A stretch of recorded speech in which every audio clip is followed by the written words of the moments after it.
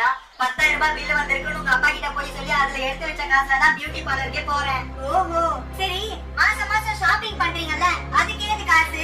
அது வந்து மாசம் மாசம் பால் கரண்டுக்கு காசு கட்டுறோம்ல, 3,000 ரூபாய் பில்லு வந்துச்சுன்னா 5,000 ரூபாய் பில்லு வந்திருக்குன்னு உங்க அப்பா கிட்ட போய் சொல்லி அதுல எடுத்து வச்ச காசுல தான் நான் ஷாப்பிங்கே போறேன். ஆஹா சரி, மாசம் மாசம் அப்பாக்கு தெரியாம நீங்களும் நானும் மட்டும் ஹோட்டல்ல போய் சாப்பிடுறோம்ல, அதுக்கு ஏது காசு?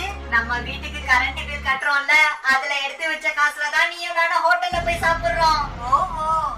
அம்மா, நான் வந்த உடனே உங்ககிட்ட ஒரு விஷயம் சொல்லணும், அது மறந்து போச்சுன்னு சொல்லல,